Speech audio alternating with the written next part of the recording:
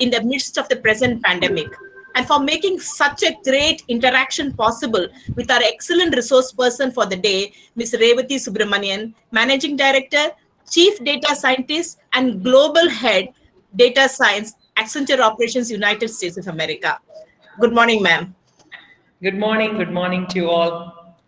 So let's start by offering our prayers to the Almighty. May I request you all to please raise up for the Tamil Thai Varttu.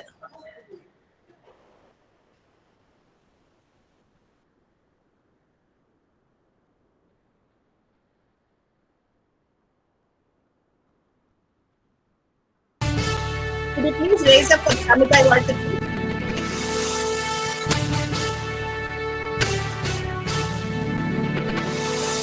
நீராறும் கடலுடுத்த நிலமடந்தை கெழிலொழுகும் சீராறும் மதனமென திகழ்வரத கண்டமிதில் எக்கணமும் அதில் சிறந்த திராவிடனல் திருநாடும் தக்க சிறு திரை முதலும் தரித்தனரும் திலகமுமே திலக வாசனை போல் அனைத்துலகும் இன்பமுற எத்திசையும் புகழ் மணக்க இருந்த பெரும் தமிழனங்கே தமிழனங்கே உன் சீரிழமை திறம்பியந்து செயல் மறந்து வாழ்த்துதுமே வாழ்த்துதுமே வாழ்த்துதுமே.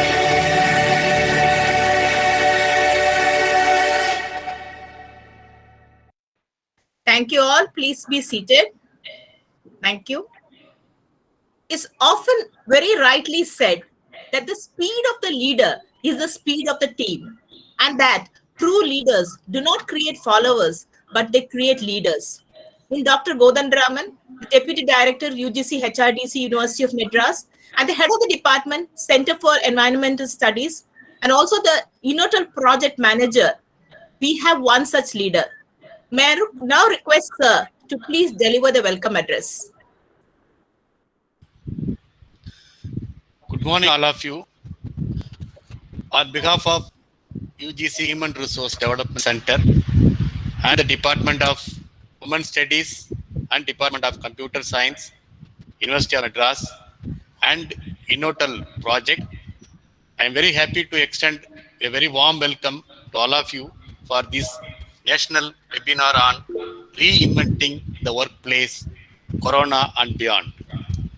So, as all known very well that throughout the globe, there is a severe damage to the human resources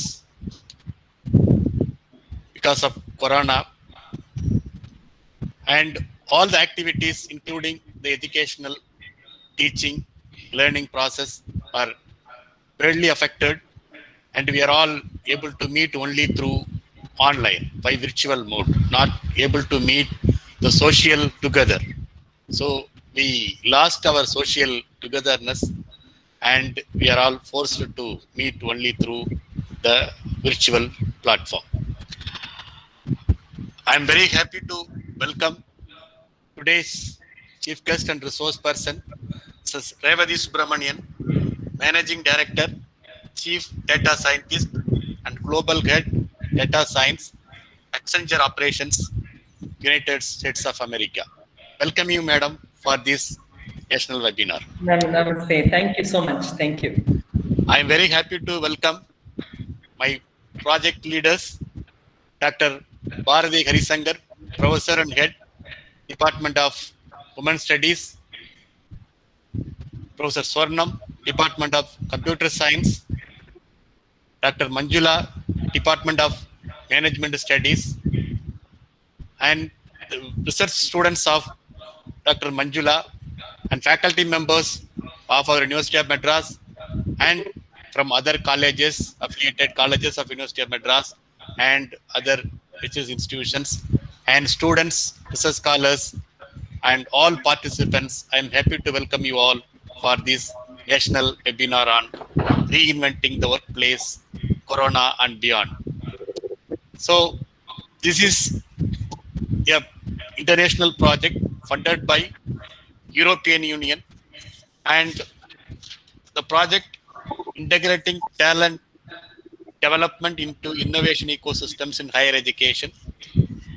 The main objective, the brief note will be given Professor Bharati Harisankar, to create an entrepreneurship skills to the students so that they can able to stand their own.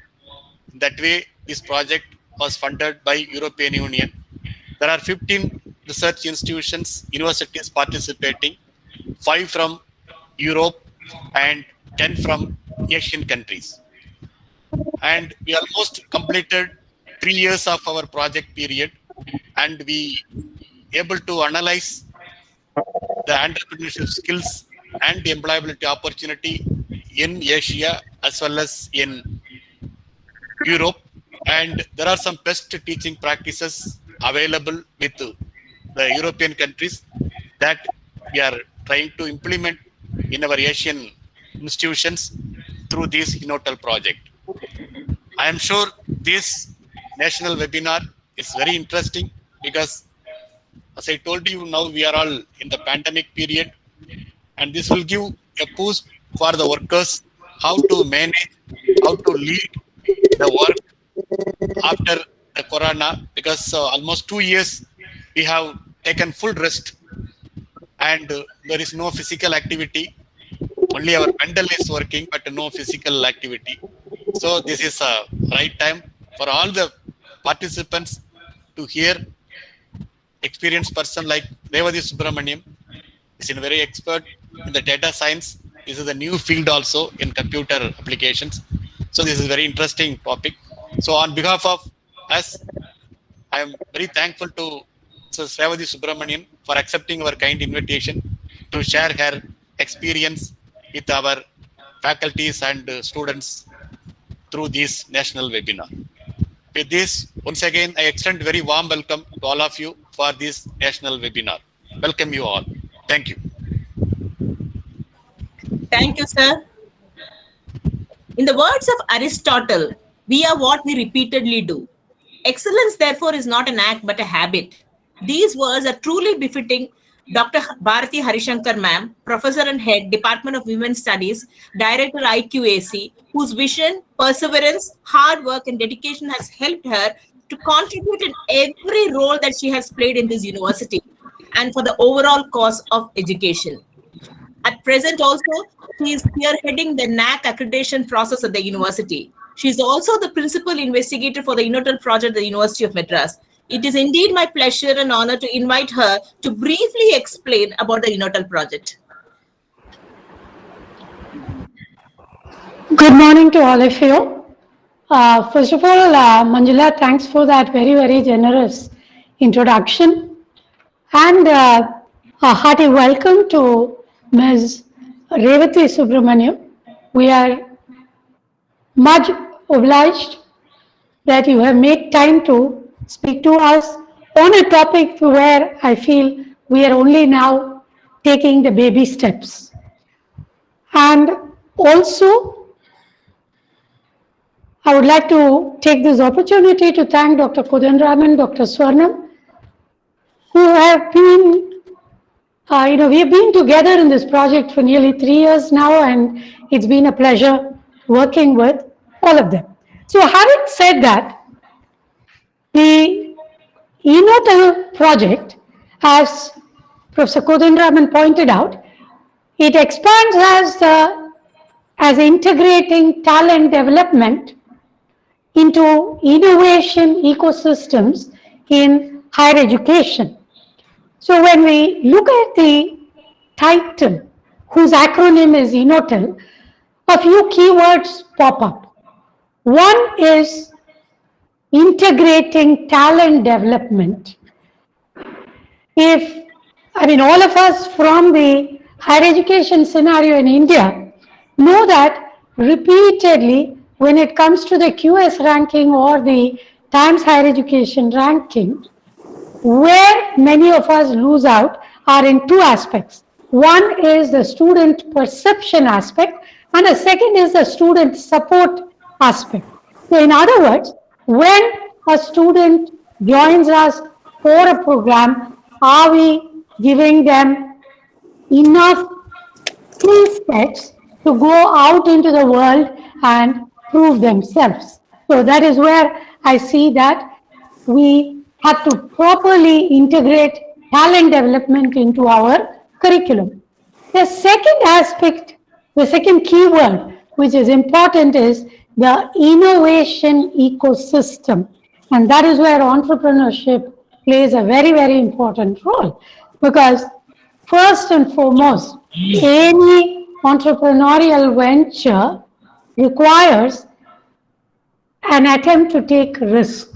It can be a calculated risk, it can be an open risk, but the mindset to take that risk and move forward is something that an innovation ecosystem brings about. And those are the two aspects where in most Asian countries, but certainly in the Indian context, we lag behind. So that is where the particular project where 5 European partners share their expertise gained over a period of quite a few decades with partners in India, Nepal, Philippines, and Sri Lanka. So together, this collaborative partnership aims to build capacity in entrepreneurship education. So here again, of late, we have been talking a lot, discussing a lot about entrepreneurship education in India, but we look at it as a subject. What we in fact need to know is entrepreneurship is a skill to be practiced. It is not a subject which can be studied, examined, you get a degree and move on. So that is where the capacity building aspect of this project comes to the forefront. The other aim of the project is to embed graduate employability. In my opinion, this is a very important aspect because when we look at placement rates, I'm not looking at Indian universities or Indian colleges at large, but quite specifically when we look at the University of Madras's placement rates, what we notice is two things. One is, it is not as if our graduates are not placed, they are placed, but there is no recording, there is no documentation of how the placements happen. And the second important aspect is, by employability, we somehow assume that employability means that you have to be employed somewhere. We do not take into account the fact that employability can mean that I give employment, I employ a few people. And that mindset is what we have not had, and it is slow to come by. So that aim of the project in the first place is what propelled people like Professor Kodandaram, Professor Swarnam and I to be part of this project, because we felt this was a need that has to be addressed at an immediate level at the University of Madras, but also at the level of India as a whole. So the objectives of the project is to mainstream entrepreneurship education and provide innovation training. And when we say mainstreaming entrepreneurship education, what we really mean is not to put it as a soft skill or as an extra add-on course, but to bring it as part of an elective course or a main core course. I'm sure Management Studies Department or the Commerce Department will have a course on, say, entrepreneurship, but entrepreneurship is not limited to commerce and management alone. A science student may decide to become an entrepreneur. So how do we address entrepreneurship as across the board, across multiple disciplines in liberal arts and sciences. So as far as the project is concerned, what we have done is to create a talent co-creation lab and use ICT tools to provide training and live projects. And to be very honest, this is a part which kind of went to the back burner because of the pandemic. But we do hope that even beyond the project, we will be able to move this forward with the university. So, in addition, what we propose to do is to develop tools and teaching resources, not only to support students, but also to support the administrative staff and faculty, because ultimately, when we introduce something like entrepreneurship education or an innovation system within the university, it is not that we offer something and the students receive something, but the entire mindset has to change. And therefore, as a project, we can list how many workshops we have done, how many reports we have submitted, how many papers we have presented and published. It is not the outputs we are looking at, but the outcome in terms of how the mindset changes among all the stakeholders in higher education is what we are looking forward to at the end of the project. And our very specific focus, even within entrepreneurship, is social entrepreneurship, because we believe that in India, the NGOs, the self-help groups, and a whole lot of individuals forming trusts and societies are in fact providing a whole lot of support mechanisms to society at large, and especially during the pandemic. So our focus in terms of creating teaching resources is going to be towards social entrepreneurship. And once again, a warm welcome to all of you. Thank you. Thank you, ma'am, for elaborating and explaining what Innotel project is all about. As ma'am was rightly saying, this pandemic has disrupted many aspects of people's lives. One of the lasting effects of this pandemic and the resulting lockdown across the globe has been the massive shift in the working arrangements. COVID-19 has swept the workplace like a hurricane and has redefined the workplace and its culture. There has been a shift towards digitization. A new hybrid model of working is fast evolving. There has been a shift on results rather than on attendance, and online meetings, just like this one, has become the norm, and many more. In today's talk, our speaker will be throwing light on this very important change that's happening in the workplace. It's indeed an honor and privilege to introduce our resource person and speaker of the day, Ms. Revathi Subramanian, who is at present the Managing Director and Chief Data Scientist and Global Head Data Science at Accenture Operations, United States of America, where she leads a global world-class team of data scientists and engineers. Revathi has an impressive track record of building world-class machine learning-based product lines. At Accenture, Revathi has led one of the most complex solutions in predictive engineering compute, which has won the prestigious Adam Smith Award for Best AI Solutions in 2020 from Treasury Today magazine. Earlier, she was Senior Vice President, Data Science at CA Technologies, where she contributed immensely to a lot of pioneering work, and as recognition to her contributions, she was awarded the CEO Award of Excellence by the CEO of SAS Institute in 2011. Revathi is an entrepreneur and inventor with 25 plus patents to her credit. This pandemic has taught us many things, and one of the most important things we have all learned is to celebrate life. Revathi ma'am is a person who believes in this, and her love for life is exhibited by the many and multiple interests that she carries. He serves as a trustee on the board of Indian Fine Arts Academy, San Diego, and also on the board of an organization for women in STEM empowerment. Revati ma'am has a number of other interests too. She is an accomplished classical vocalist, community volunteer, avid gardener, etc. She is bestowed with the Kala Seva Ratna Award by the Indian Fine Arts in 2013 and many more such awards. In fact, she has such a rich profile that it is almost impossible to touch upon all aspects in such a short duration. It is indeed a pleasure and honor to have you with us today, ma'am. And may I now invite Revati ma'am to take over and deliver the address, please.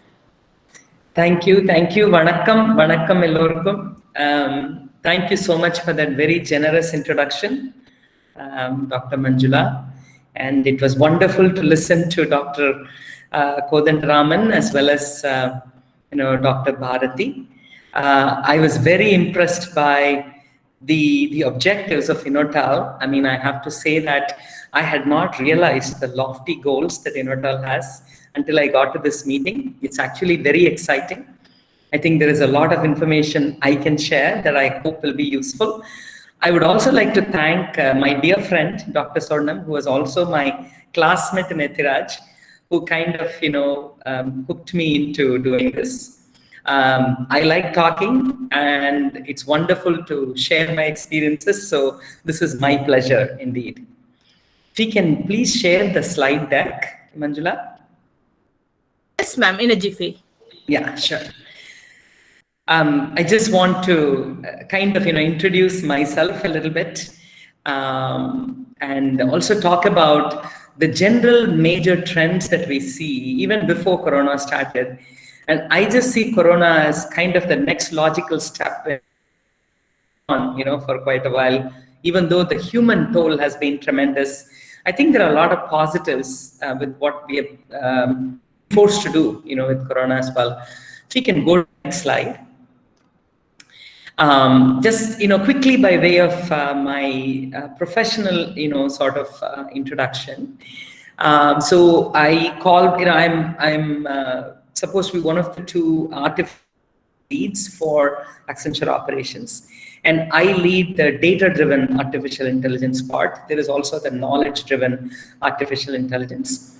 And I would say that my journey has mostly been about luck, about being in the right place at the right time. Just when data science was starting out, in the US, I just happened to be one of the lucky ones who ended up in a company that was inventing this whole area. And they were solving the credit card fraud as well as risk and multiple other problems using machine learning. This was way ahead of their times, I would say, back in the mid-90s. And this was an organization where we used to joke that no matter how smart you are, you're condemned to work among your peer here, meaning everyone is just as smart, And so I've learned so much, from so many of my colleagues, for which I'm very, very grateful.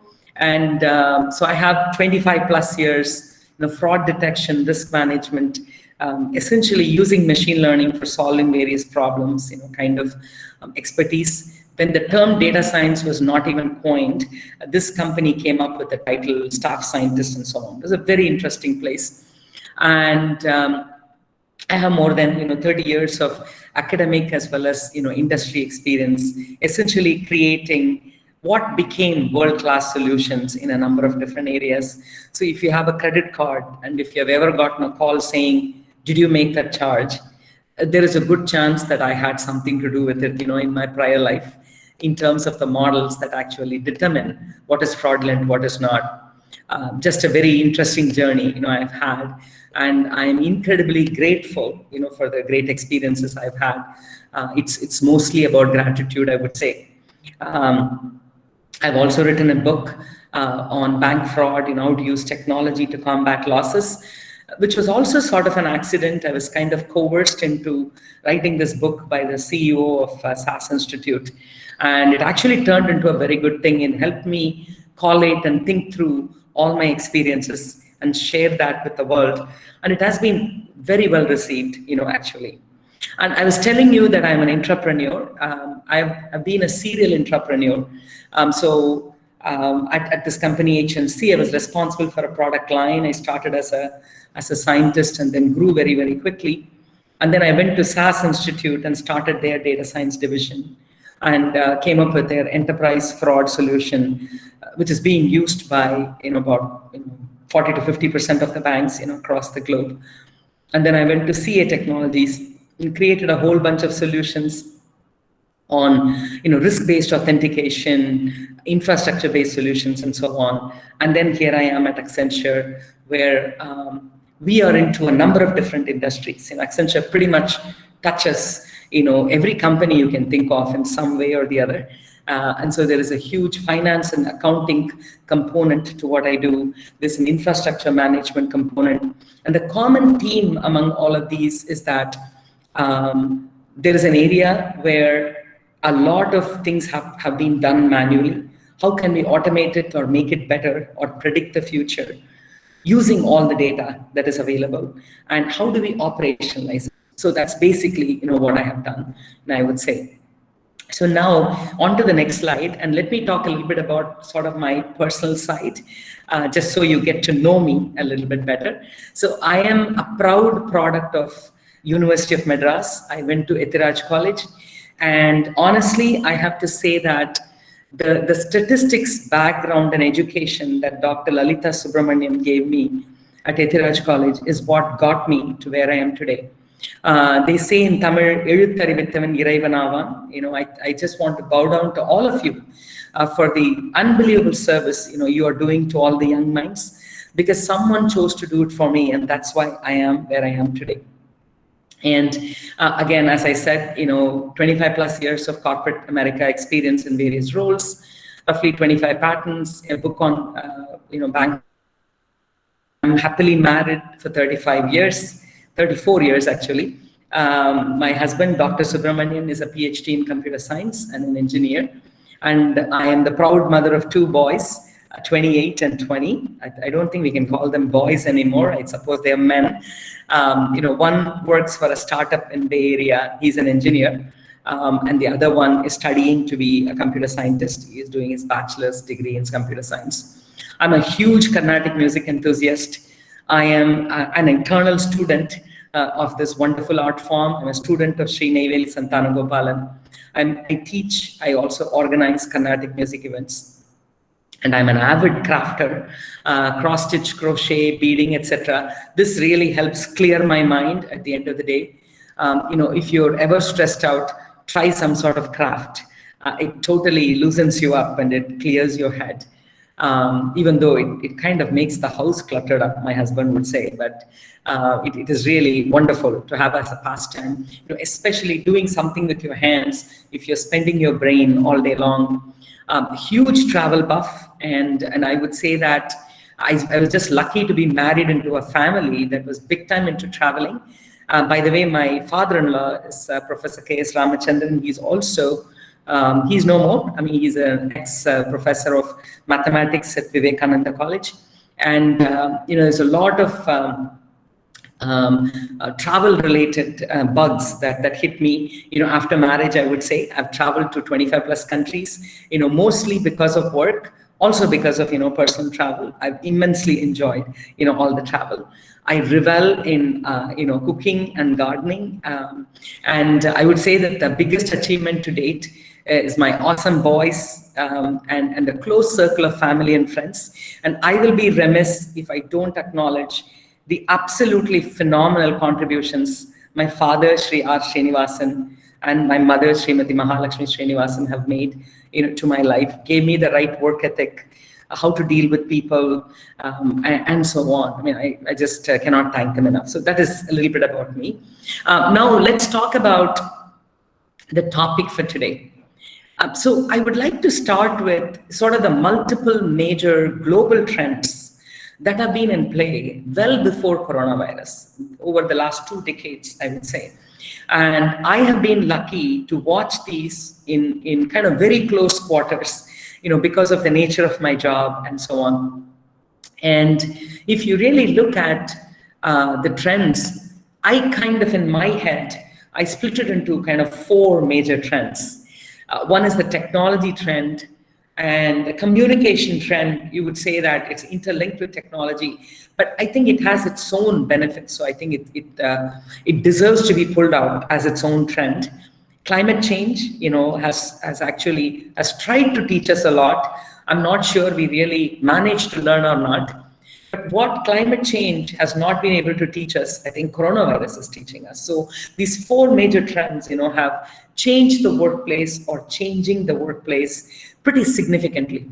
And if you look at the one theme across all these 4 major trends, it is showing us that even though we are separated by borders, we are different countries, different counties, different cities, they're all interconnected, whether we acknowledge and accept it or not.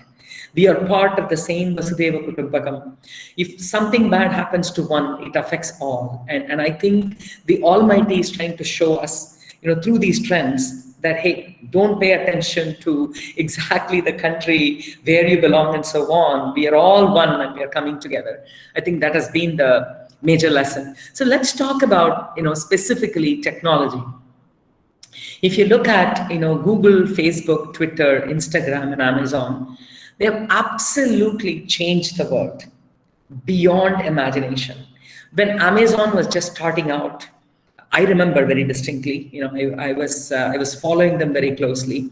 And honestly, it started as a bookstore, if you remember, online bookstore.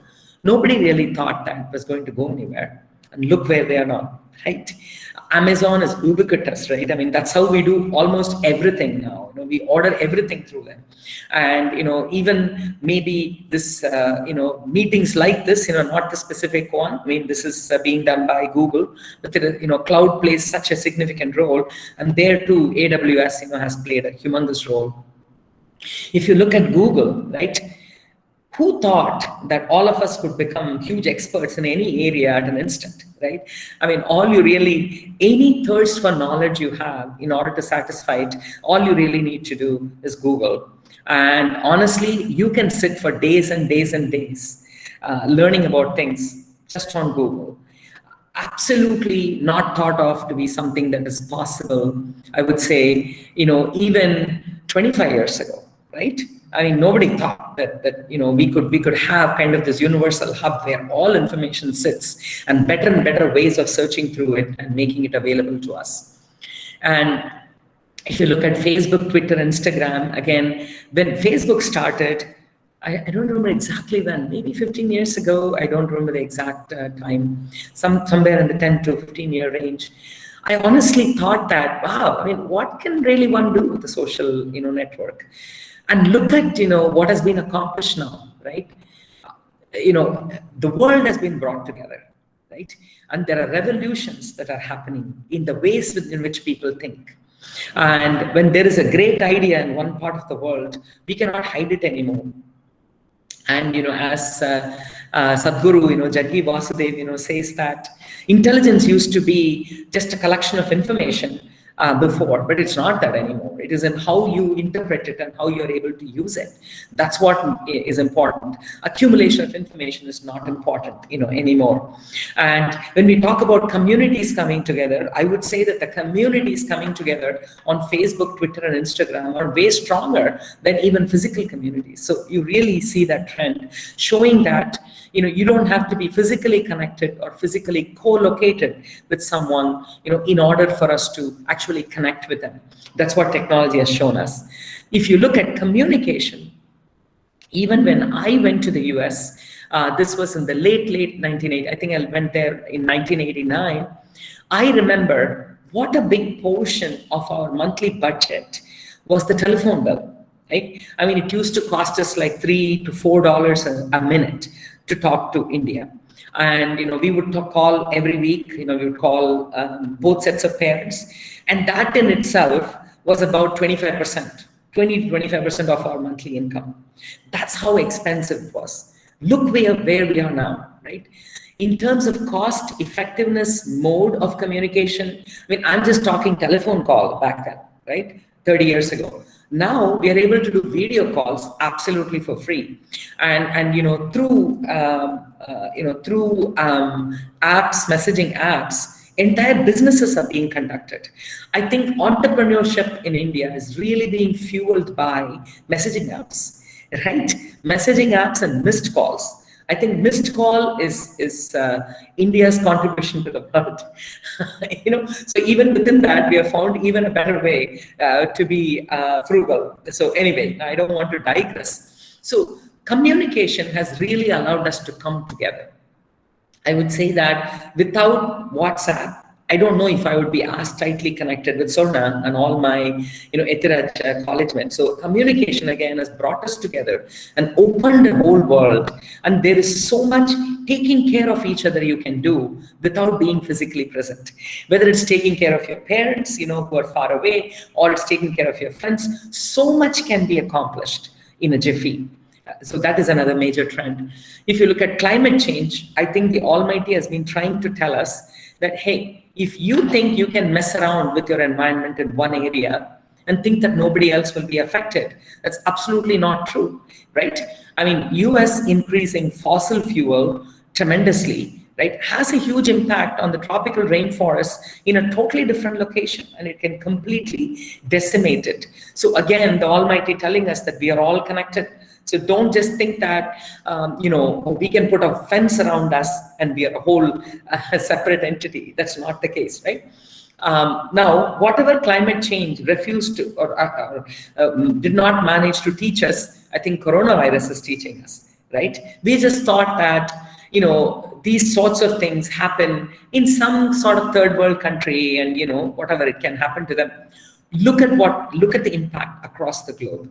Countries shut down whole borders and they thought that they're totally stopping this, right? Didn't happen. It basically, I think coronavirus's main purpose was to show us that no matter how much we think we are our own entities, we are all connected. I think that is what coronavirus, has really shown us.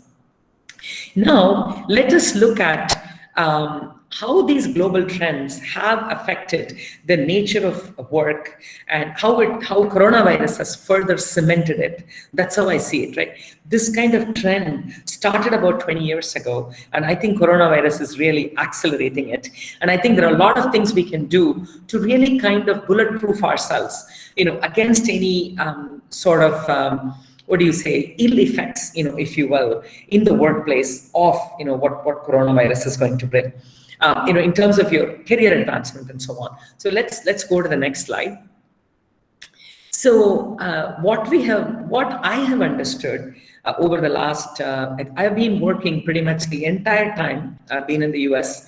So I landed there 89 March. I started going to school, going to Ohio State University, that summer, that is starting sometime in June. And from fall, I started attending, full-time master's degree, classes, and I started working. In fact, for a couple of quarters, I had 2 jobs. I was working for 40 hours and also studying, right? So from the time, and then I started working, and then I, switched jobs, of course, I've had 3 or 4 different jobs. The entire period of, 32 years or so, I have worked or studied. I've really not taken a break. Even when my children was born, the longest break I've had is probably 5 weeks, or so. And what I have seen is that change is the only constant thing in this world. The amount of change we have seen in the last 30 years is only going to be more accelerated, further accelerated, in the future. It is up to us whether we want to make use of that change to our advantage, or we sit and whine about it and refuse to change. The former category does amazingly well. The latter category is kind of left behind, right? And that's what we see. So, in AI, NLP is a term that is used quite often, right? Natural language processing. I think that the NLP of workplace has also changed. What I mean by that is the nature, location, as well as the process and people. How we execute our work has changed a lot, changed pretty significantly. And what I'm going to do is I'm going to kind of show how this change happened, using data science in one particular area of fraud detection, where we were seeing this change and how we reacted to it. It will also be a nice digression. And then we'll come back to talk about location, process, and people, and what it is that we can do to kind of, foolproof ourselves to make sure that we participate and thrive in this and not get bogged down by it. So let's go to the next slide. So the nature of the workplace, right? This started changing some 20 years ago. I don't think the change happened recently, right? With the advent of computers, really everything changed. I remember in one of my first jobs, in my university job, I really had to go sit in the university to do research, right? You couldn't really search and find out anything. Then when I went to a bank, and I was working at the credit card division, I used to finish the work very, very quickly. I was an incredibly efficient programmer, and they would give me very complex, macros to write. I would be done in 3 hours, but I had to sit there. And there's no concept of going home early those days. If you have a job, you had to sit there for 8 or 9 hours, right? And during that time, there's not even something you can search or do anything, because it was just a dumb terminal that was in front of you. Later on, it changed, and now you can do the work from anywhere. You could be sitting in your native place and working. You could be sitting in the moon and working. Well, I'm exaggerating there, right? So things have changed so much. Also, how people get measured, has changed exceptionally, right? So in India especially, and by the way, in India, I have worked for a bank for a year as well, right? It's almost the only thing they look at is your attendance and whether you come and sit and bow down to everybody, in the bank. It has really nothing to do with how effective you are. In fact, I got in trouble because I was trying to clear some, backlogs of, so when offices moved across multiple cities, you had to go and change the numbers. They used to be given these little numbers, and they sign in drafts and they put the number, and we verify the number and make sure it's not fraudulent. And so I used to update all of the transfers, and my bosses would get mad at me, because, hey, you're making the other people look bad. That's how it used to be. So it was all about just physical presence and doing your basic job, and then, being very respectful to everybody. Now, that really has very little to do with how you're measured. How you're measured is what you're able to deliver. Like I think Dr. Bharati was mentioning, it's all about what you can produce. It's not about your physical presence and the number of hours you're in the job. And those who recognize this change early have done extremely well, right? So even though I studied statistics, I didn't want to stick to statistics. I really wanted to get into a business environment that had a lot of data, where we could exploit the statistical knowledge with the computing skills to make actual impact, on the world. And once I recognized that, I really went after this company, HNC, that was doing some amazing work. They had the precursor to Google, they had the precursor to Zillow, they were the masters in fraud detection and so on. And I really had to kind of struggle, to get into that company, because it was not easy to do the interview and get in.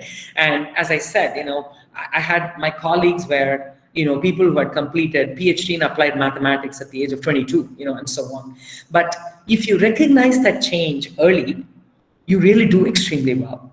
So I won't say that, I was one of the top employees there going in, but I figured out how to combine my skills of not only academic knowledge and, interest in various statistical models, how to take that and combine it with the computing skills I created for myself, when I was at National City Card Services, and then using my communication skills and the ability to convince people, how can I bring in a unique set of,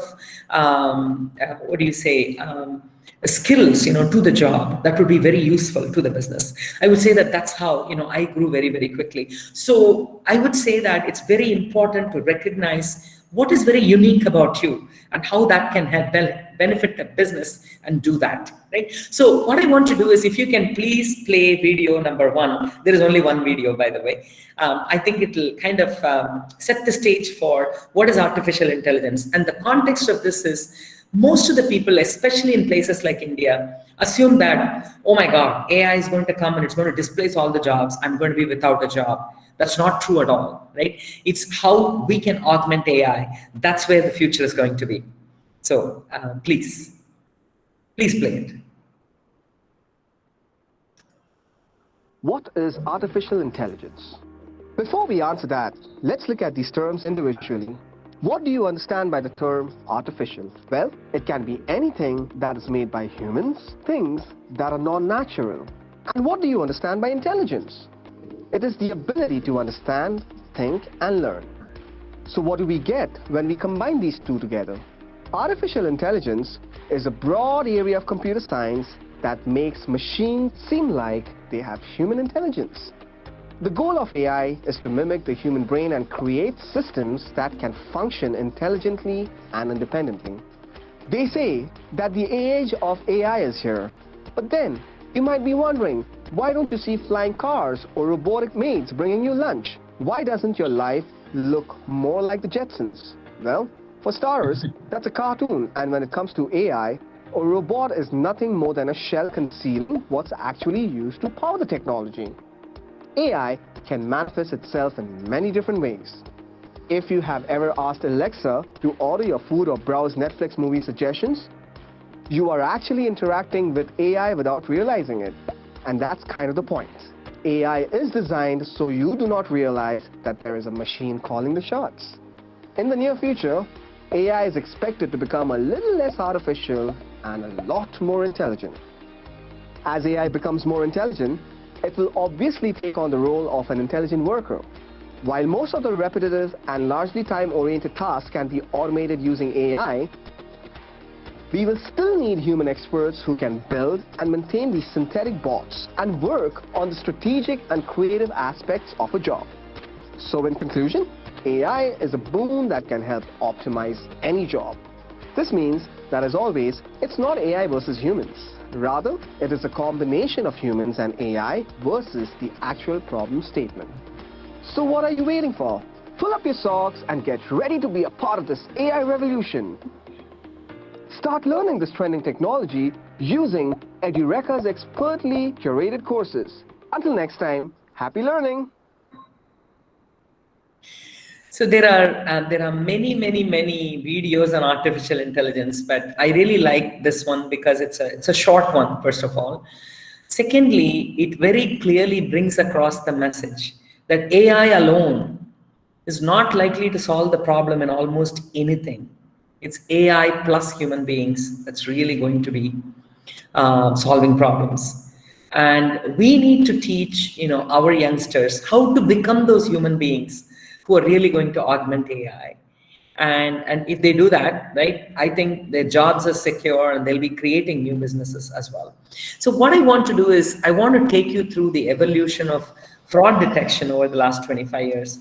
I'll spend maybe 5 to 6 minutes on it and take you through it so relatively quickly, just showing that how people thought of fraud detection and how it changed and how AI completely modified it, and how the same people who are the fraud analysts back then, right, those that embraced the change have done extremely well. Those that did not embrace the change have sort of become extinct.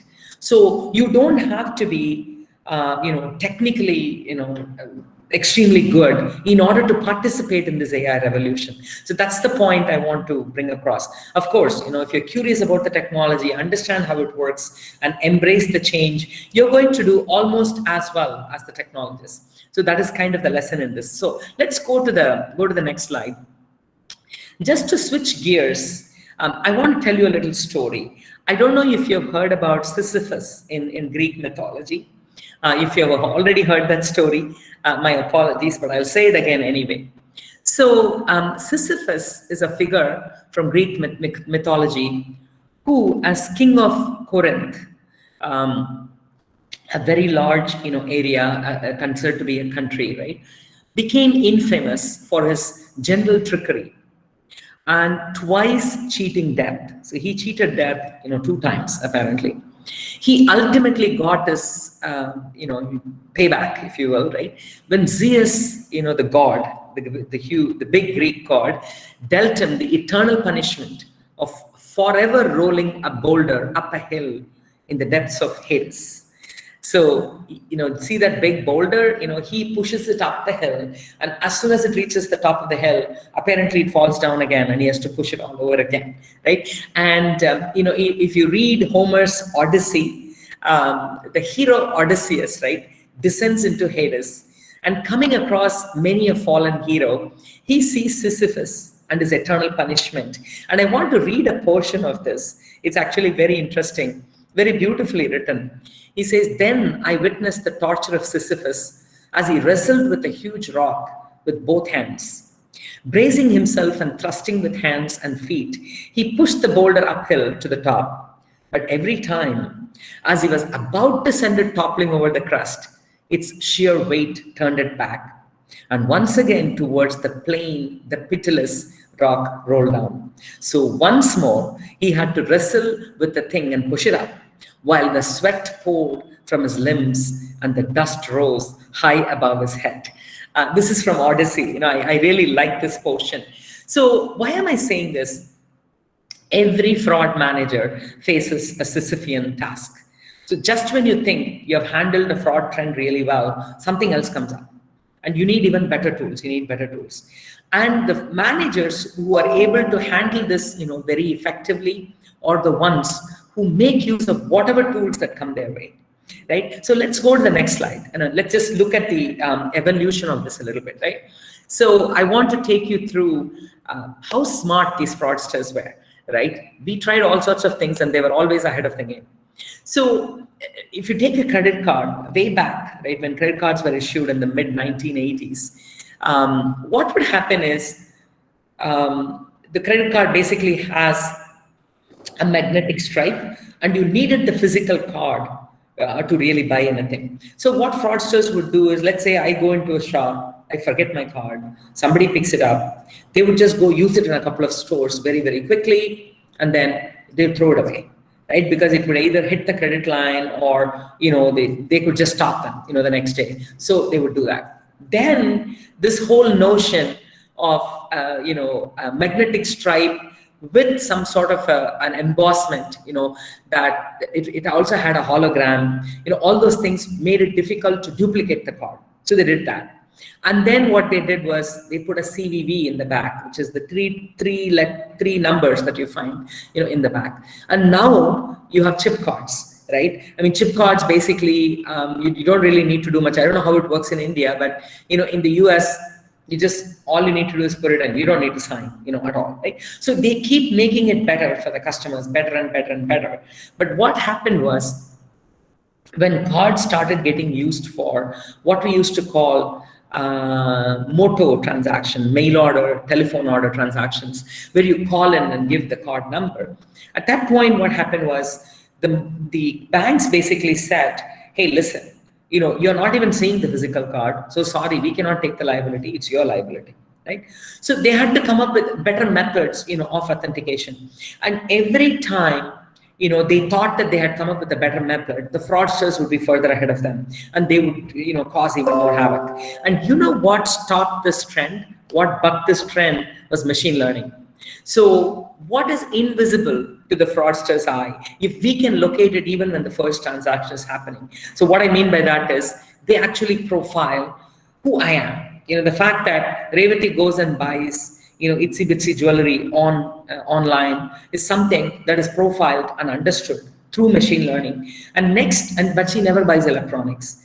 And when she tries to come and buy electronics, they immediately catch it and say, "Hey, that's not Revati. That doesn't look like Revati." So all these other external physical protections were totally bypassed through machine learning, by studying the data, by profiling multiple entities. So, for example, even though I'm buying jewelry online, I've never logged in from a computer in Hungary. Why is she doing that? So they would stop it. So even on the first transaction, you can catch it and stop it. And Revati usually goes to bed around 9 p.m. She never conducts a transaction, at 1 a.m. Why is she doing that? They use that. So all this multifaceted information that they gather from the data was way more effective than all these physical protections that they put in. If you can go to the next slide. So if you really look at the evolution, I'll go through this quickly. You can read it, more leisurely when you have time. So the way in which we authenticated customers has changed, right? So long ago, if you needed a bank account, you need to go in person, and then you need to take somebody that the bank respects, that is willing to vouch for you, right? Willing to say, yeah, this person is decent, you can give, right? And then what happened? They started having credit bureaus, they started measuring all of that. So it just kept evolving and evolving. So there would be manual inspection and some sort of business rules used. Then some linear statistical systems were used, right? So simple linear models were used. If you look at the 21st century, it is all about non-linear statistical machine learning AI systems that can catch very, very rare to catch trends, and it can immediately stop from the card from getting defrauded, right? And how exactly is that done? Sorry, was there a question? No. Okay. So let's go to the next slide. So what happened was really data scientists completely revolutionized fraud detection, and I was just one of the lucky ones to be part of this trend. Look at the Venn diagram on the right hand side, right? This is by Drew Conway, a well-known data scientist. And look at the number of qualifications or abilities or skills that data scientist needs to have in order to become the perfect data scientist. So I hope you're able to read this. So they need to have communication skills, statistics skills, programming skills, business skills, right? And if you look at business skills, there are various types of that, right? So you have the accountant, you have the number cruncher, you have the analyst, you have the salesperson, you have the computer science professor. If you look at the communication side, you have basically people who have nothing but hot air, used car salesmen, as they are called. And in the statistics area, you have the data nerd, you have the stats professor, you have kind of the core, modeling team, if you will, or you can even call it statistical coding team. A good consultant, who can talk to you about, what matters and what doesn't matter, right? All these personas, the way they come together, for example, if you just pick one, let's say we call it the IT guy, right? So in that particular, little piece of this Venn diagram, you see that the IT guy needs to have programming skills and business skills. Then you can become the IT guy, right? Whereas if you look at the perfect data scientist, you need communication, you need good statistical skills, you need programming, you also need very good business skills. Only then, you become a good data scientist. So data scientists absolutely revolutionized, fraud detection. They knew how to extract value out of the data. They have the ability to view the same set of data totally differently for different problems. They had absolute mastery over multiple sophisticated algorithms.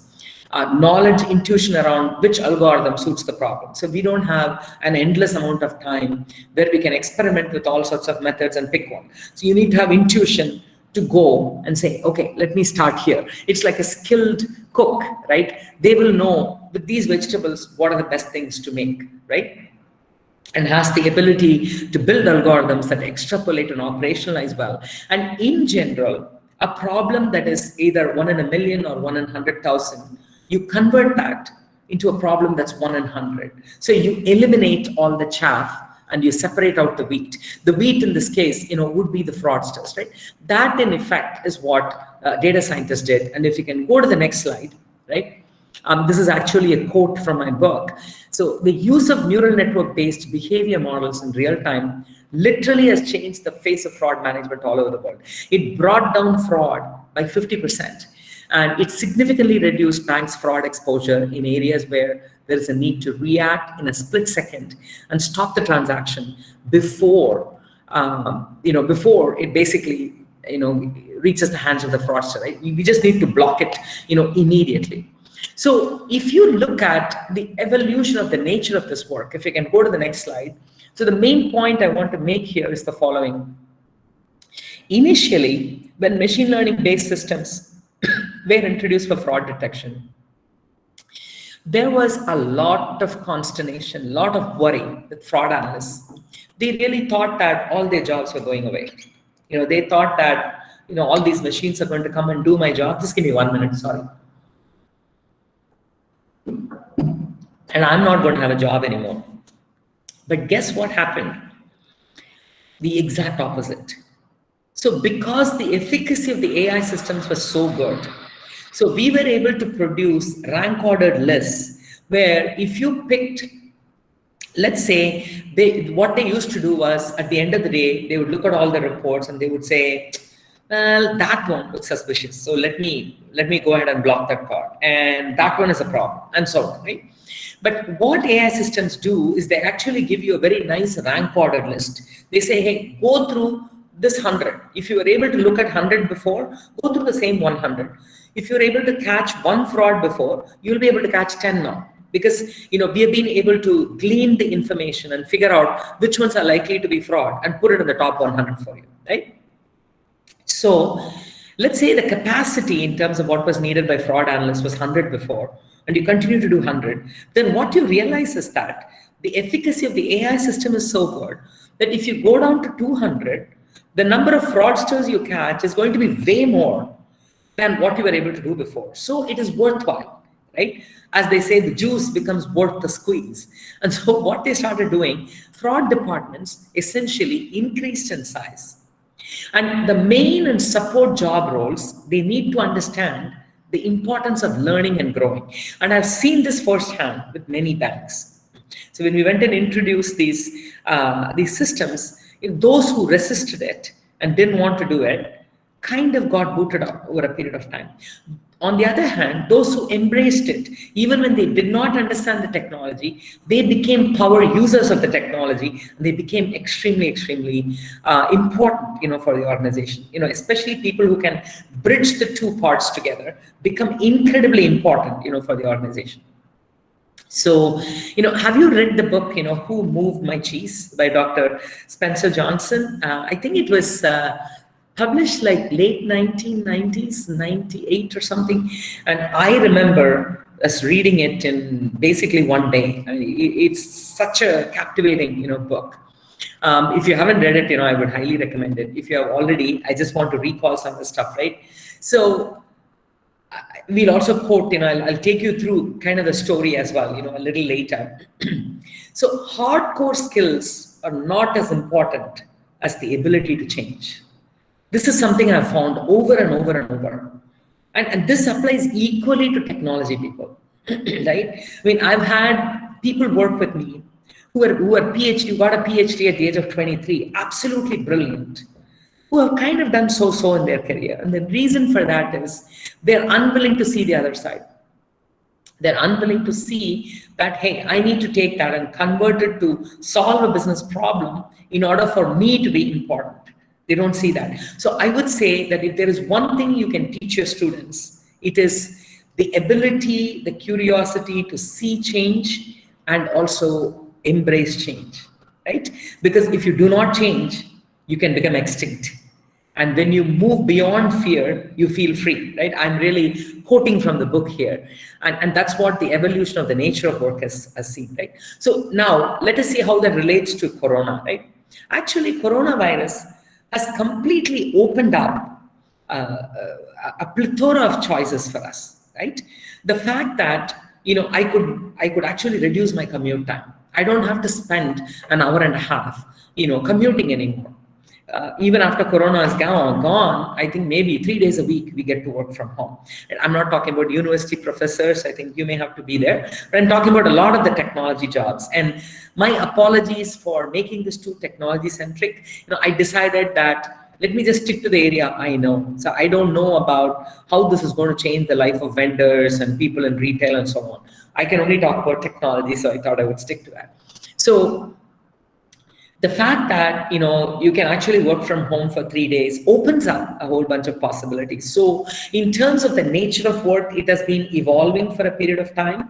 And even areas that they thought can never be done from home, right? For example, I'm part of Accenture Operations, and we are basically BPO, right? Business process, essentially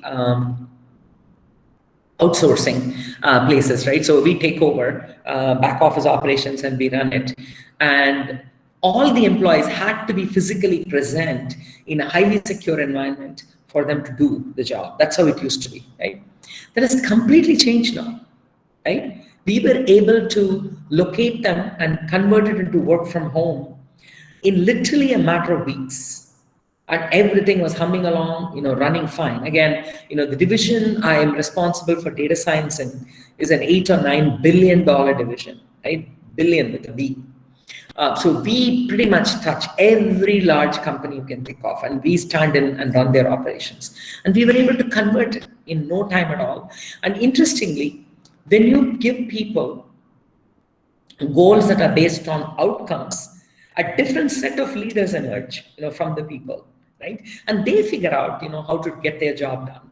And I would say that this sort of freedom is extremely liberating to me, right? The fact that I can work for 3 hours and then I can go, maybe perhaps put some dal for cooking and then come back and continue to work. I think it's very liberating. I think it's an exceptional thing. It's going to elongate the period for which people are going to be willing to work and so on. Right? So let's go to the next slide. Let's talk about the location of the workplace, which we touched upon, right? So remember the days when managers were breathing down employees' necks? So I've been there, right? I used to work for Punjab National Bank, right? And you're judged not based on your outcome. You're basically judged based on whether you're there sitting at your desk all day long and you're doing whatever you're supposed to do. If you're capable of finishing it in 3 hours, you still have to sit and you still have to bow down to your seniors, right? That is all going away now. It's a different world that's emerging. And also, remember the days when you're only working when you're physically in the office.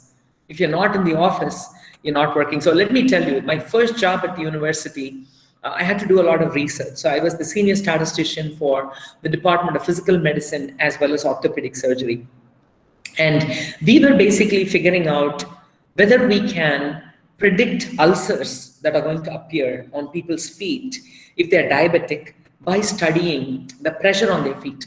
So we were one of 3 or 4 gait analysis laboratories, GAIT analysis laboratories. So it's like a very sophisticated slab, and the patients would come and walk on it, and we would mark the pressure areas. Using that and clinical parameters, we could actually predict who was going to develop ulcers and also pinpoint the location.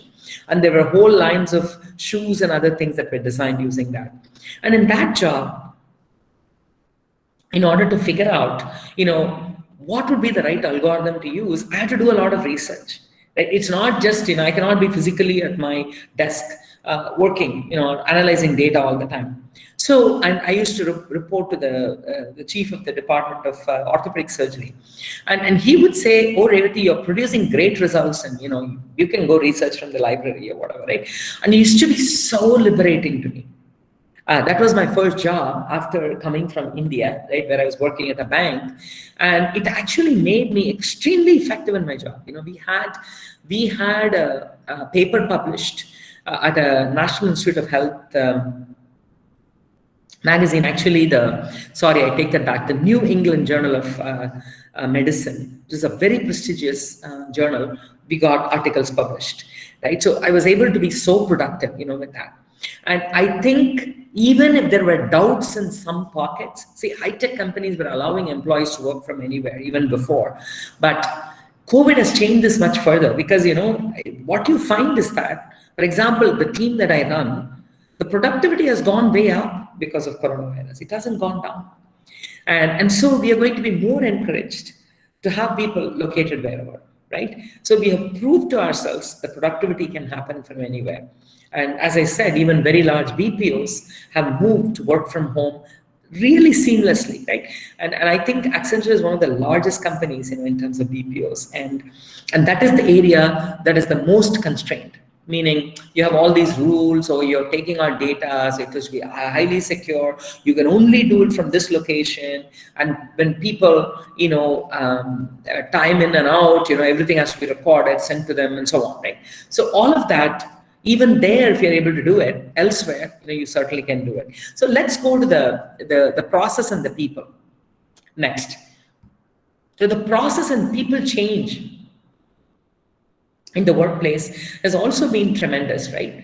So processes as well as what do you say, mechanisms by which we do our job, right? Jobs have become much more complex, right? I mean, if you take the job of a data scientist, it's not enough if you know a few statistical algorithms.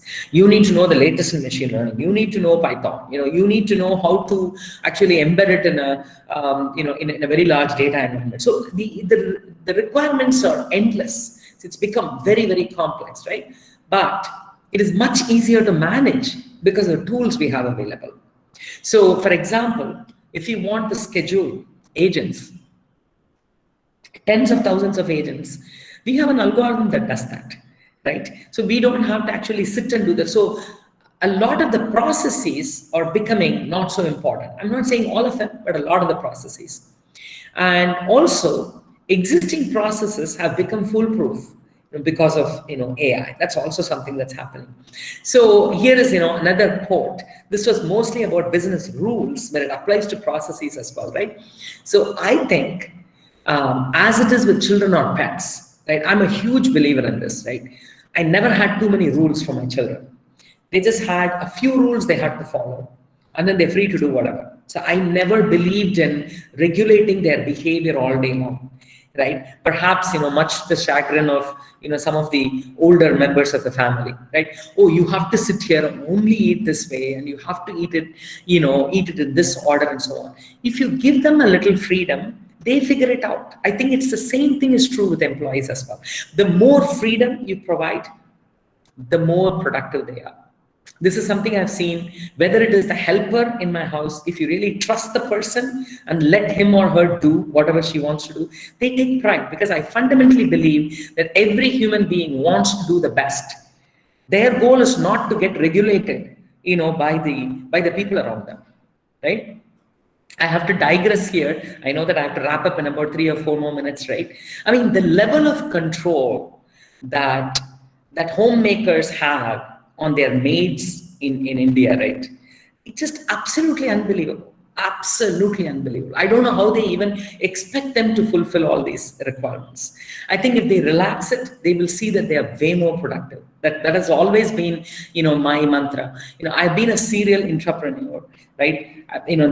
Dr. Bharati was talking about providing jobs, not just becoming employable, but providing jobs. And I have to say that I'm very proud that I've created about, 200 to 300 jobs in my career. And these are all high-paying data scientist jobs, directly because of products that we created, right? And a lot of perhaps 1,000 ancillary jobs, right? The thing I'm most proud about is in every team of mine, the junior most scientist on the team has as much access to me and has the ability to question me on anything as the other MDs reporting to me. Because I think that's the only way progress will happen. And I know that I'm digressing a little bit here, but I really hope that, as it is with children and pets, right, having too many rules in general is totally counterproductive. And this is not well understood in India at all, right? I mean, everybody thinks of, if somebody is below them, they just think that, they need to kind of run their life. That's not the way to do it at all, right? This is something, I learned by going to the US, I would say. Too many rules tend to confuse them as well as limit them. Right? If you put all the rules, then it is not theirs anymore. They don't own it. Why do they want to do it? So I think coronavirus is actually relaxing some of these process rules as well, which I think is a very good thing, right? And in terms of managing processes, it should be all about data. In terms of managing people, it should be all about data. What I mean by that is look at what they produce. The intermediate steps, give them the joy of doing it. You don't dictate to them what they need to do. Then you're taking the joy away from their lives, right? Then they're not inspired to be their best, to do their best. So I think there is going to be tremendous freedom to people that comes with tremendous responsibility too. I think I am a great example of that, right? Nobody put any limits on exactly how many number of hours I need to work. And that's what I think converted me into an extremely productive and creative employee. If my boss was breathing down my neck all the time and telling me what to do, I would have just done what I needed to do and get the hell out. Right? The reason I'm insisting on this is I hope this is understood in India, because I think there is too much ruling over people everywhere, right? We don't treat them as human beings who are trying to achieve their potential. I think we really need to do that. Let's go to the next slide. I'll finish in 2 or 3 more minutes, and then I'm happy to take questions. So basically, in summary, COVID, in spite of its humongous human toll, which really cannot be understated, right? I mean, the number of people known to me who have either been seriously affected or have lost somebody known to them, it's just absolutely heartbreaking. So I'm not discounting that at all, right? However, the silver lining in the cloud is that it has ushered in changes in the technology workplace that are incredibly positive. So I am the incorrigible optimist, right? I just think that absolutely the best is yet to come, and life is full of joy and happiness. That's just how I look at life. I think what a country like India can achieve in the period beyond Corona is just immeasurable. I think we can really reach amazing heights, and I hope that a lot of the changes happening are actually helping us and help push us in a positive way. And I really think that we have pushed the true limits of what can be accomplished with work from home in a very limited period of time. I really think we all need to kind of pat our backs for what we have accomplished, right? Corona was just thrown at us like a ton of bricks. And I really think that from a workplace perspective, we have really raised to the challenge and we have produced amazing things. I think a more connected, a more productive, and hopefully a more sensitive workplace, emerges with more possibilities, right? And I sincerely want to see this change across the board, in right from the menial most job, to the best possible job, even though most of my comments are really only related to the technology workplace. And I think we need to stay curious and adapt to change. And we got to figure out how we physically connect with people at the workplace as work becomes more virtual. So this is something that was touched upon by one of the initial speakers. I think the human connection and being physically, available, right, for other co-workers is a very important aspect of it. And I really think that there will be some sort of a balance that emerges that's going to really help us. So I want to leave you with Who Moved My Cheese, one of my favorite books, by Dr. Spencer Johnson. So just to give you a quick story, and for those of you who have already read this, my apologies, but for those who haven't, I think I have to just tell you the story. So, allegorically, right, Who Moved My Cheese features 4 characters. And the 4 characters are 2 mice and 2 little people. The 2 mice are Sniff and Scurry, and the little people are Hem and Haw. I hope you have heard the term hemming and hawing, meaning kind of being always ambivalent, undecided. Oh my God, this happened, those sort of people, right? And they live in a maze. These 4 people live in a maze. And the representation of one's environment and look for cheese, representative of happiness and success. That's what we all look for, right from the maid in our homes to the CEO of the biggest company. That's what we all look for. We have the same goal. We want to be happy and we want to be successful in our own ways, right? So initially, without cheese, each group, the mice as well as the humans, paired off and traveled the lengthy corridors chasing for cheese. One day, both groups happen upon a cheese-filled corridor, Cheese Station C. Content with their find, the humans establish routines around their daily intake of cheese, slowly becoming arrogant in the process. So they find an area where there's a lot of cheese available. So they just think they can settle down there forever and just live happily forever. One day, Sniff and Scurry arrive at Cheese Station C to find no cheese left, but they are not surprised. Noticing the cheese supply dwindling, they have mentally prepared beforehand for the arduous but inevitable task of finding more cheese. Leaving Cheese Station C behind, they begin their hunt for new cheese together. Later that day, Hem and Haw arrive at Cheese Station C only to find the same thing, no cheese. Angered and annoyed, Hem demands, "Who moved my cheese?" The humans have counted on cheese supply to be constant and so are unprepared for this eventuality. After deciding that the cheese is indeed gone and they get angry at the unfairness of the situation. Then what happens? They follow the cue of the mice and they go and find one of the two actually goes and finds that there is another huge wall of cheese that they can go after. And some of the things that, that they're finding along the way is if you do not change, you can become extinct, right? And when you move beyond your fear of change, you feel free, right? Those are some of the lessons. So in summary, we have to understand that change happens. They keep moving the cheese, right? Anticipate change. So get ready for the cheese to move. Monitor change. Smell the cheese often, so you know when it's getting old. So if you think, I always tell my team members, if you're in a job and you think that you're completely mastered it, you should come and tell me. You shouldn't do the same job. You should go do something different. And interestingly, you can call this stupid or you can call this smart. Every time I've left a job, a so-called plum job, right? Whether it was HNC or SAS Institute or CA Technologies, I hope to be with Accenture for a while, right? I have always left at the top of my game, right? When things were really going great and I had still a lot of stock options to vest, I would always quit because I felt that I had achieved all that I could achieve in that job and leave at the high point so that, go and again start over, right? A lot of people would say that's stupid, right? I mean, you've been doing very well here.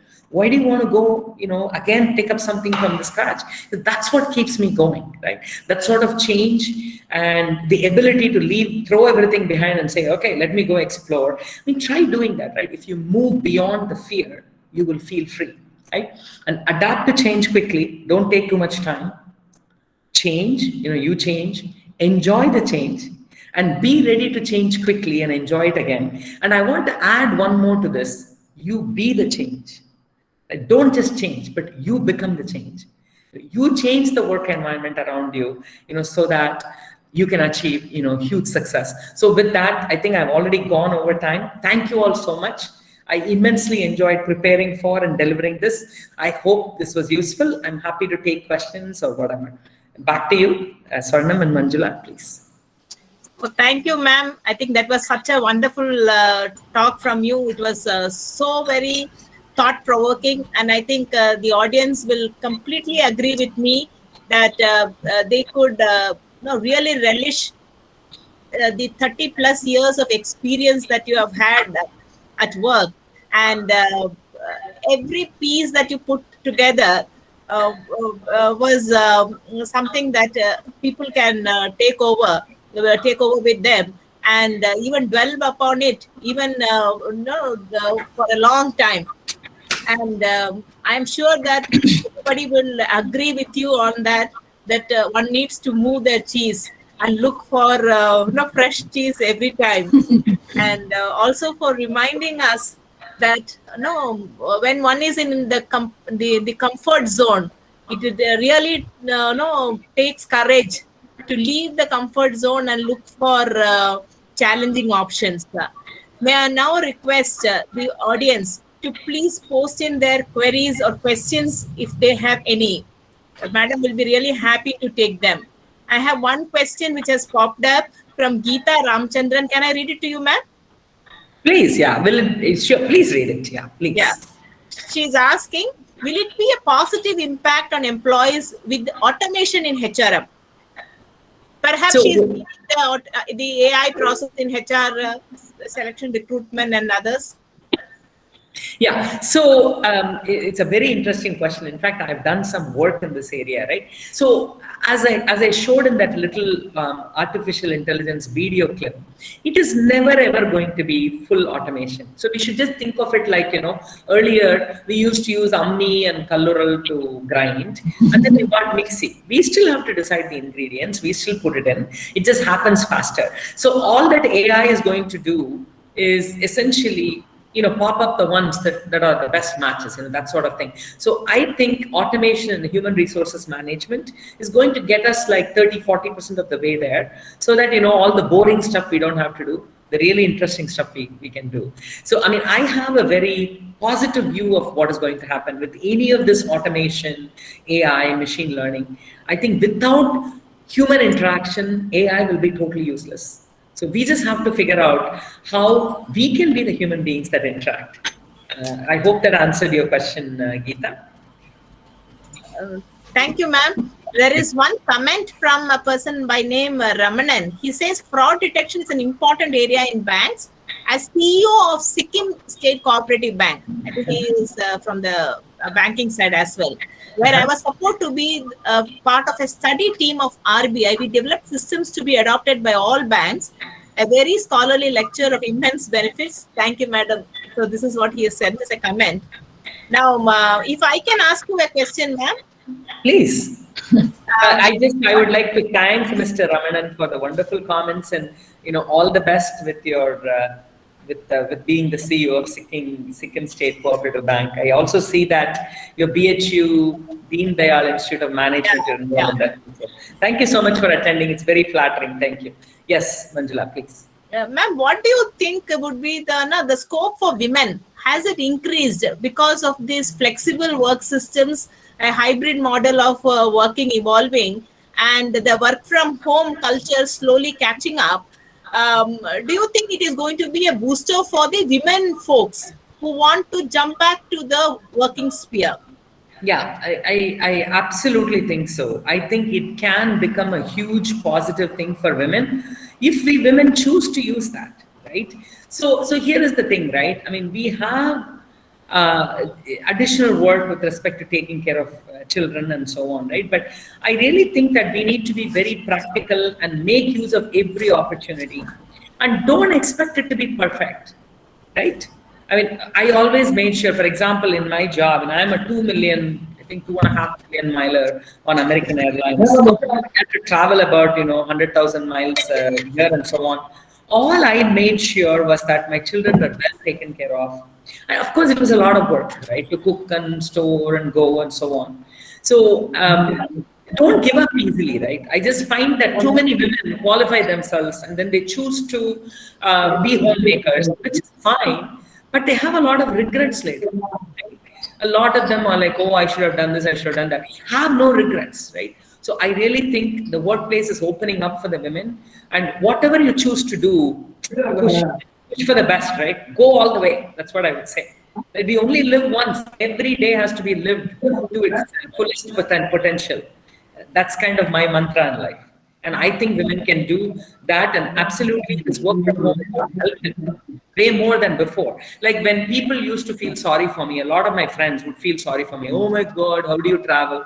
So I used to tell them, hey, by the way, if you look back like 100 years ago, unless you are a king or something, all the women had to go bloody work in the fields, no? They took their children and they worked. I mean, we have become such delicate darlings, right? We don't want to work, we don't want to do this. Of course it's hard, life is hard, but go for it, right? I mean, you have the opportunities, just go for it. That's what I would say. I don't mean to come across as harsh, but I just find a lot of people who have regrets among women. I just want you to live a life without regrets, right? Do the best every day and just be done with it. Have no regrets. That's really very nice to hear. I think there is a cue for a lot of women who are in this program to take something with them. If there are any more questions, you can please put it in the chat box. We certainly would like to take some questions from you. So there are people who are just thanking you for the talk. It says, Madam, what is the impact of AI in the field of agriculture? That is a question that has come. Oh, I missed Mr. Suresh Kumar. Oh, yeah. So both the field of agriculture as well as medicine, I would say, have just beginning to be, totally impacted, by AI, I would say, mostly in the form of data analysis. I've read many articles. Again, I'm no expert on the agriculture field, but I've read many articles where huge experiments are being conducted, and they really decide what sort of combinations work and what follows what. And from my experience, as kind of a teeny tiny gardener, I have a little garden. As when I started collecting the data and started analyzing it, right? I mean, which particular plant works best after which plant, those sorts of things. It's really amazing how much better the garden is. right? And by the way, I had a serious brown thumb. I'm no expert in gardening or anything like that. So I think that a lot of AI related impacts are happening in agriculture, not just in terms of automating, but also in terms of how to grow better crop. And again, medicine is a field that's being completely, redone by AI, and we will see the real impact of this, over the next 1 or 2 decades. Thank you, ma'am. If I can pose one more question. See, data analytics has thrown light on the volume of data that is being generated today. But when you look at the veracity of data and how best the data is used, in fact, it is almost, we are still not able to figure out how best this data can be really used and converted into useful business related information which can back our decision making. So as a data scientist who's been working constantly with data, how do you look at this? Have we really mastered it, or are we just on the fringe and there is much more to come? Yeah, so very interesting question. So in my own experience, what I have seen is that coming up with a great data science based solution is only 20 to 30% algorithms. 70% is understanding the current business process. What sort of data is available, whether the data is clean or not. In fact, I had another 5-minute clip that I wanted to share, but I thought it would take too much time away from the talk. As usual, I had prepared too much information, so I decided to cut it out. So the important thing is to thoroughly understand the current process and do data science, not just for the sake of data science, but for the sake of having an impact on the problem. And the underlying data needs to become clean as well, right? When you start digging into it, and by the way, I've had, over my career, I've created, maybe 50 new solutions in brand new areas. For example, when you do business to business collections, there is no concept of using data before we started doing it. And it has completely revolutionized this area, and this is work I'm doing at Accenture. So first, making sure that the data is actually available and will be available, on a regular basis, and understanding the current process. How are they doing it? Because whatever you do has to be incremental over and above what they're doing today, right? And also how to give that information back to them in a way that is easily consumable. So if you make sure all of this happens, it can absolutely have an impact, in any area. And also be willing to conclude that certain areas are not data science worthy. So what I mean by that is, some areas you can achieve very good business results just by doing some business rules. You don't have to build a model. So you should have the guts to say after the examination, hey, this area, this is doing a pretty good job, right? Because after that, the law of diminishing marginal returns kicks in. So the marginal return has to be significant, right? So once, if you're willing to be open about that without any agendas, I think you can have a lot of impact. And, I talked about 50 or so areas where we have created new solutions. 1 or 2 areas I've told them, hey, the existing thing seems to work just fine. You don't really need anything. So you should be willing to say that.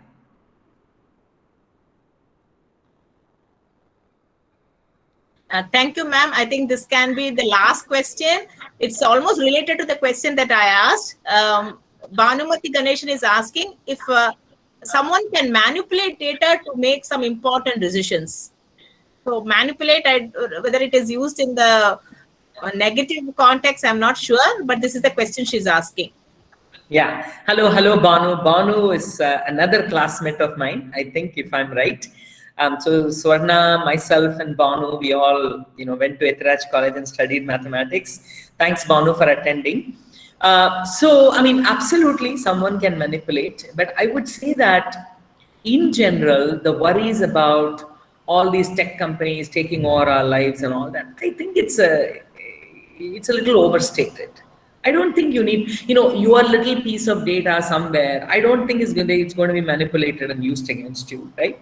The one exception to that is these targeted political ads and so on. I hope we are all smart enough to completely ignore those and not even believe in any fake news. So if we if we do that, I think we can assume that there's not much manipulation that's going on. There is just effective use of the data that's going on. Again, I always tend to have a glasses half full kind of view on life, so I'm sure that's colored by that.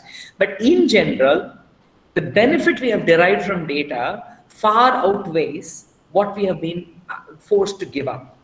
So I'm very, very hopeful. I mean, can you imagine life without fast decisions, without Google, without Facebook? I think overall 90% of the way there, they've produced amazing things for us, right? And I think if our question is at the individual level, can we manipulate data to make important decisions? I think at the individual level, we shouldn't manipulate. We should just look at the data and figure out how to make the best decision out of it. Like my little gardening data set. That's what I would say. Thank you, ma'am. Thank you so much. So we have come almost to the winding up part of our wonderful session today. Gratitude is the fairest blossom which springs from the soul. Compassion for fellow beings, a spiritual outlook, and a duty-conscious behavior are all hallmarks of a great human being. May I now invite one such warm personality, Dr. Swarnam, Professor Head, Department of Computer Science, and Innodal Project Principal Investigator at the University of Madras, to propose the vote of thanks. Thank you, Manjula. Am I audible? Yes. Very much. Yeah. Good morning, one and all present here. I would like to say a quote from our sage, Thiruvalluvar. Ennandri kondrarkum uivundam uivillai seinandri kondra magarku. I think it is apt at this juncture. We should not forget whatever we have got from the whole universe. Okay. So any deed, if we do without expressing our gratitude, it goes in vain. So it is time for us to record our thanks to the people who are made this event a grand success. First and foremost, I would like to thank Almighty for making this happen at this difficult pandemic time for all of us and making this webinar a grand success. I would like to thank our university authorities for giving us all freedom for this international project going on smoothly. I would like to express our sincere thanks to the special gratitude to the funding agency for our Innodal project, which has been funded by European project and European Union, especially the backbone of this large project, namely Dr. Gregana and Professor Ivan, who are the main brain and main driving force behind this wonderful project. And next, I would like to express my sincere thanks to the webinar coordinator, Dr. Manjula from Management Studies, University of Madras, and especially special thanks to her team members, Mr. Sakti Vigneshwar and Sindhura, and also other research scholars from computer science and from women's studies. And special thanks to the project manager of this project, Professor N. Godandaraman from HRDC, without whose Herculean efforts this project wouldn't have happened and it wouldn't have come up to this level. So he is the main captain of this ship. My sincere and heartfelt thanks to the other pillar of this project, Professor Bharati Harishankar from Department of Women's Studies, University of Madras, with a constant support for this wonderful project. Now I would like to express my sincere gratitude and thanks to my best friend as well as my everyday motivator, Mrs. Revati Subramaniam. When I asked her within a short period of time, she immediately obliged and came forward happily to take part as a resource person for this wonderful webinar. reinventing the workplace, Corona and beyond. Absolutely an apt topic for this current scenario of this pandemic period, throwing light towards artificial intelligence, machine learning, and how it is playing a vital role in our current situation, expressing how data scientists' role at this juncture and how they are able to track the fraudulent people and how mathematically it is possible by elaborating statistics as well as mathematics because of her expertise in both the fields. So we are much fortunate and lucky to have her expertise shared to the younger generation, which has become a brainstorming session, in fact, with a very beautiful video depicting AI. Thank you, Revati. Thank you so much, Revati, for giving our young budding researchers and students a very good talk and how to balance their workplace as well as how to balance their study place that can be made, particularly working, studying from home, how to overcome this difficult situation. So I would like to thank all the office people, supporting staff from HRDC and Women's Studies as well as Computer Science. And special thanks to all the delegates, all the university faculties who made their valuable time to take part in this webinar and made this a grand success. Thank you once again, all the team members who worked for this webinar to come out successfully. Thank you. Thank you so much, ma'am. Thank you so much. Thank you, madam. My pleasure. I really enjoyed it. Thank you. Thank you, madam. Thank you. Thank you, Angela. May I now request all to please raise up for the national anthem, please. Yeah.